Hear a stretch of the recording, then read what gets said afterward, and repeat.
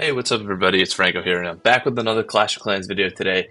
And today I did want to make the guide on the best army that I figured out for the Lavaloon strategy. So the army is, well, I guess right here the overgrowth is training, but we have five of the special event minion troops. We have two barbarians, two of the Barcher, a couple wall breakers and a headhunter.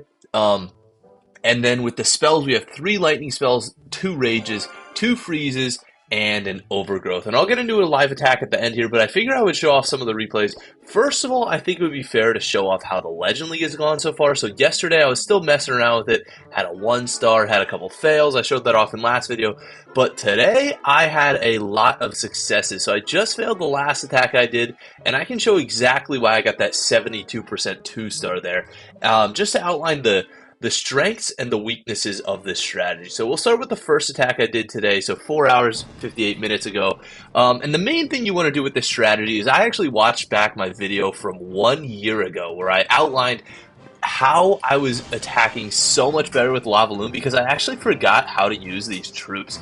And the main thing you want to do with these troops is you do not want them to be attacking targets. What you want is you want them to be seeking out an air defense, and while they're seeking out that air defense, they're going to be dropping bombs along the way, and you can rage them up while they're dropping those bombs, and they can wipe out very significant parts of the base. You can even attempt to get them to wipe out the town hall, but it doesn't happen every time. So basically what I do with this strategy is the most important part is you got to shoot the queen with the giant arrow through two air defenses.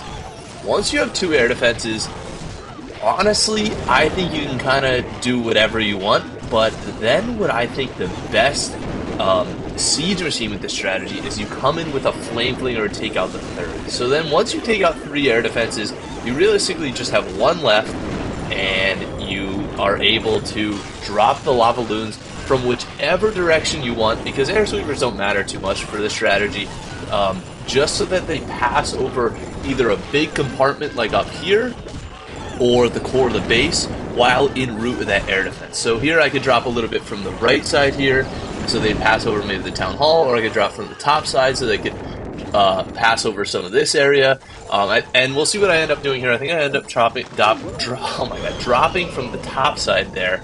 But ultimately, you just let the king die and the queen die. I know the queen didn't actually die, and she kind of walks a little bit. That's why the healer puppet is so helpful for this army, because it even gives a little bit more boost and lifespan for the queen.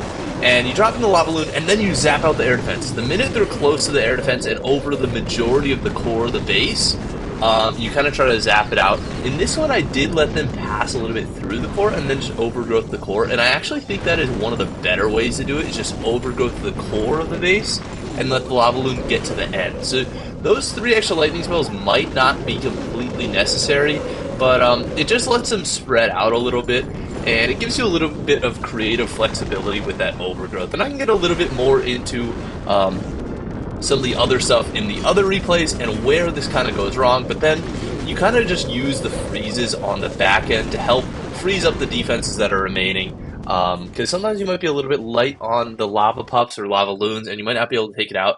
But then we'll go on to my next replay here, because each of them kind of show a different scenario on how to actually use the troops. So then we have this base here.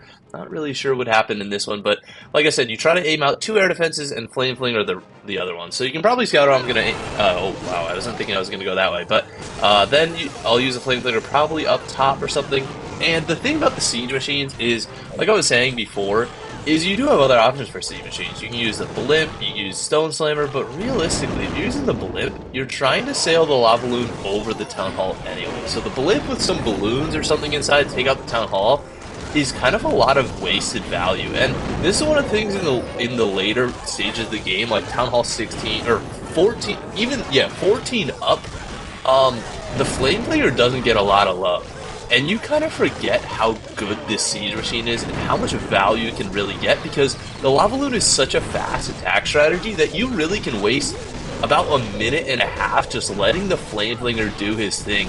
And obviously you can see here a lot of the time the heroes actually go in and intercept the flame flinger, but if the king would have went down and queen would have went down, I guess I can try to funnel a little bit better with those barters or something. It's a little bit hard to funnel inside the base, but I probably could have gotten so much Flameflinger value here. I'm only capping the Flameflinger value because of my own use case and my own, like, idiocracy, basically. But we fly in the Lavaloon here, and misses the Town Hall, but that's okay. You just drop 2 rage spells to make them a little bit more powerful, and you'll see the little zap or the lightning spell out, and I feel like a good spot for the overgrowth. Yeah, just the Town Hall again.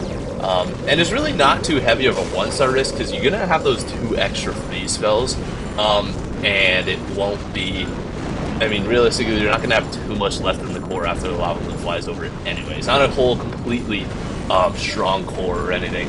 But the other siege machines, so I kind of ruled out the blimp. It's kind of a useless one to use, and then you have the. I mean, I guess we can go in order, but you have the Stone Slam, or not the Stone Slammer, the Wall Wrecker one. That one's kind of pointless. And you have the Log Launcher, like, might help a little bit. Battle Drill might help with the Hero Charge if you want. I don't really know.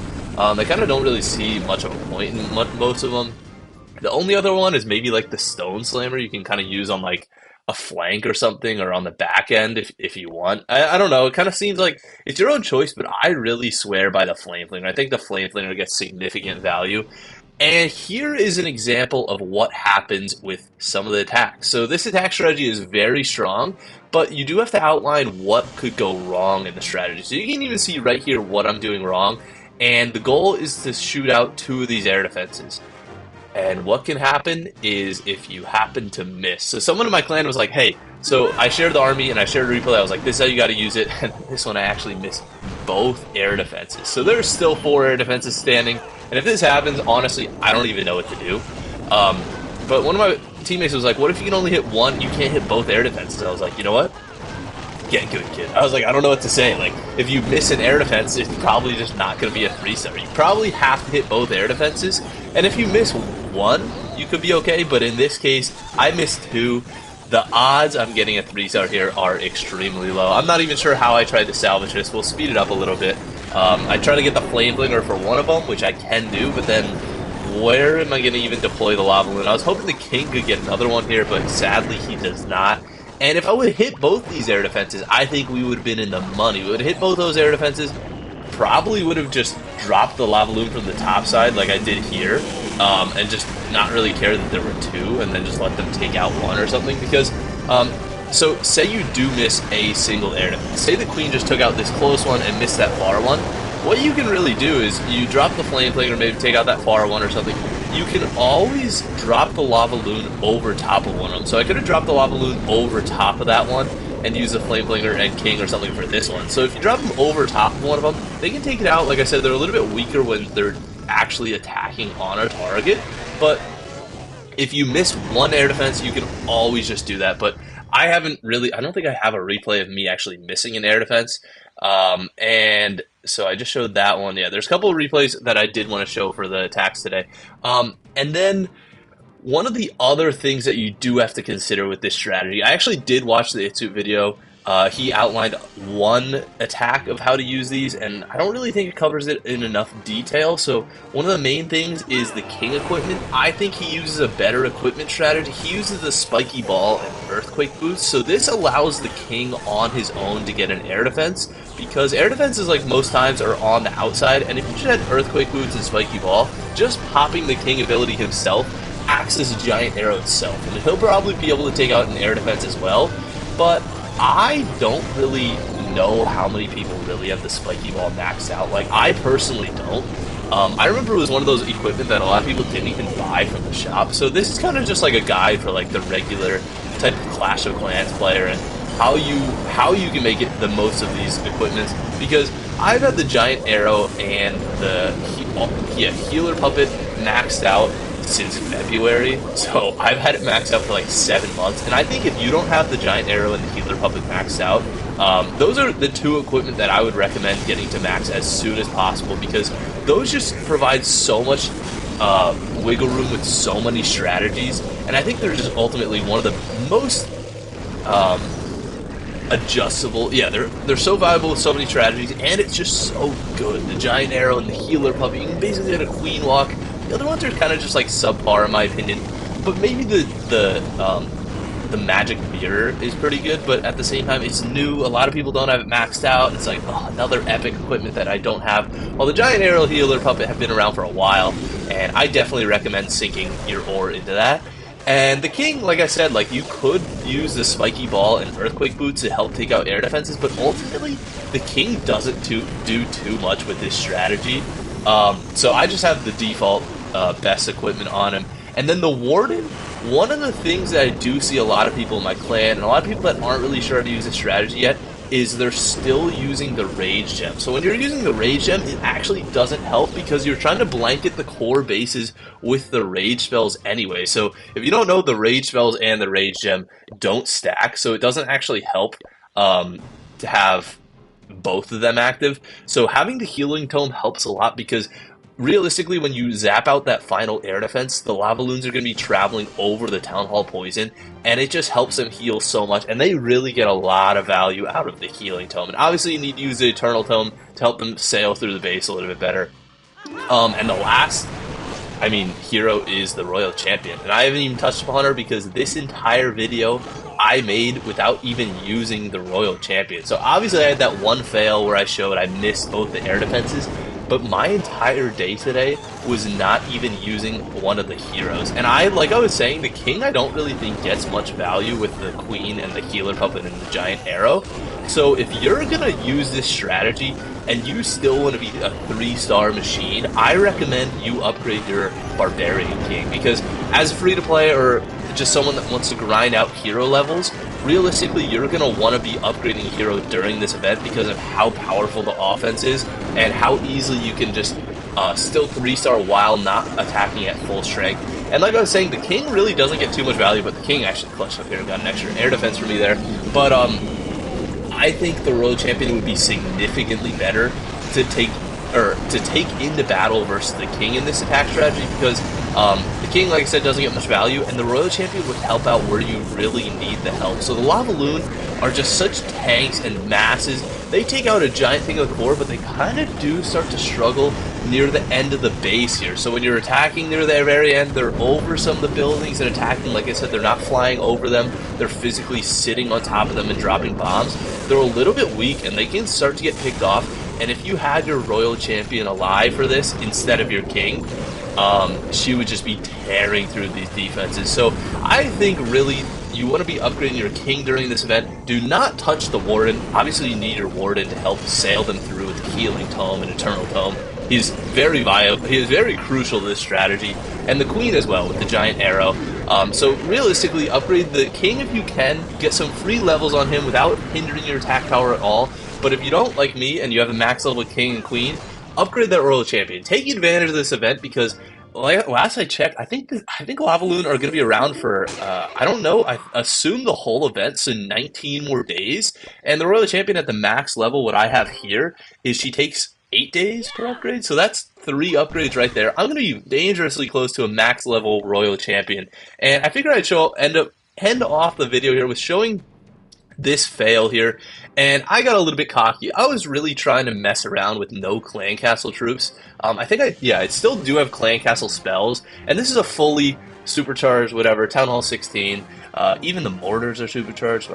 But I don't think I end up missing an air defense. I did want to show this one because I don't want to be unbiased and say this is the greatest strategy ever while you're still upgrading your Royal Champion. I'm upgrading my Royal Champion, so all these results are with the hero down. If you have a hero up, you can expect easy 3 stars all around the board. But I messed around with dropping in the Flame Flinger first before the Queen because, like I was saying, I think I need to get a little bit more value with the Flame Flinger because it is just such a powerful siege machine, and I'm actually using it at level 4. It's not even maxed out yet, so I probably should get on that. I haven't expected to be using it for a while. I just kind of like keep it level 4 to help it upgrade, but the Queen ends up going down here early, and I think that's ultimately what caused this attack to fail. But we had the air defenses go down, we have everything in place, and we just have that backside air defense that we just need to hit with the Lavaloon. And I don't really remember why this failed. I think, if my suspicion is right, I think the main thing that failed is just once the Lavaloon got through the core, it's just the back end cleanup. And if I would have the Royal Champion, I think there's a good chance that this base wouldn't have failed.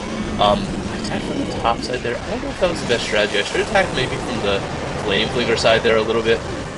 Flying over the Town Hall, zap out the air defense, I think I really should have used the other overgrowth sooner. I should have overgrowth right in the middle here. Um, that's the thing, is most of these fails for me come from me trying to be greedy and save as many clan castle troops as possible. Because like I said, I'm trying to mess around to see how much you can really save and still be successful with this attack strategy. But I think ultimately, as I'm making this video, you really just can only afford to have a hero down. So when the Flamelinger popped, no Super Dragon popped out. That would have been pretty helpful. And I also, yeah, just no Super Dragon popped out, so no Clan Castle troops. And like I was saying, Royal Champion would have been way better off on this backside. I kind of botched the King ability. So it does still fail when you have a hero upgrading. But ultimately, I think it's such a strong attack strategy, especially if you use it this way. And let me know if you have any questions about the strategy in the comment section below, and I will try to answer them. And let me know if you have any suggestions to the strategy as well. I know a lot of people mess around with more overgrowth, less lightning, but ultimately I think this is the best way to use it. And I just use the little Barter troop just for a little bit of fun and maybe can help out the Flame Flinger. But yeah, that's it for the video. Let me know how successful you guys are with this strategy in the comment section below, and I will see you in the next video. Peace.